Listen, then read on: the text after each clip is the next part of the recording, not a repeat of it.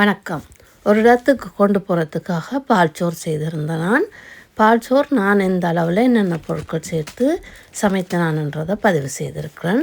2.5 kilo வெள்ளை பச்சரிசி எடுத்திருக்கிறேன். இந்த வெள்ளை பச்சரிசி அல்டியில் வாங்கினேன் நான்.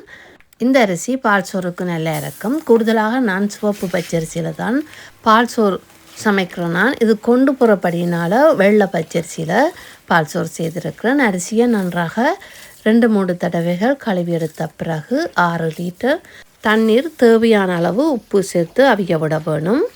பால்சோறுக்கு நான் டின் தேங்காய் பால் தான் பாவிக்க போகிறேன். நீங்கள் தேங்காய் உடனே திருவி பால் எடுத்து சமைக்கிறீங்களாண்டா பெரிய தேங்காயில் 2 தேங்காயை துருவி முதல் பாலை பிறகு விட எடுத்து வச்சுட்டு மிகுதியாக இருக்கிற தண்ணி பால் எல்லாத்தையும் சேர்த்து அரிசியை அவிய விட்டிங்களாண்டா அந்த பால் சோறு இன்னும் நல்ல சுவையாக இருக்கும்.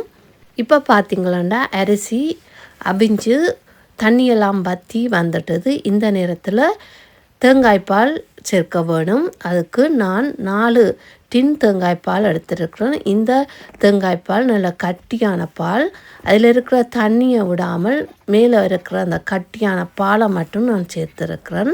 எல்லா தேங்காய்பாலையும் சேர்த்து நன்றாக இவ்வாறு கலந்து அவிய விட வேணும். பால்சோறுக்கு சம்பல் செய்திருந்தேன் நான். இந்த சம்பல் நான் எந்த அளவில் என்னென்ன பொருட்கள் சேர்த்து சமைத்தனான்ன்றதை அடுத்த பதிவில் பதிவிடுறேன்.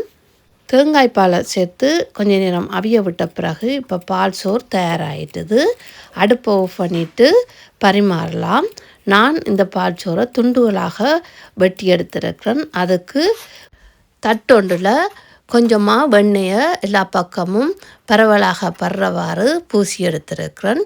இந்த பால் சோறுக்கு வாழை இலையில் நீங்கள் தேங்காய் எண்ணெயோ அல்லது வெண்ணெயோ பூசிட்டு பால் சோறை துண்டுகளாக வெட்டி எடுத்தீங்களா அந்த வாழை இலையின் வாசத்தோடு நல்ல சுவையாக இருக்கும்.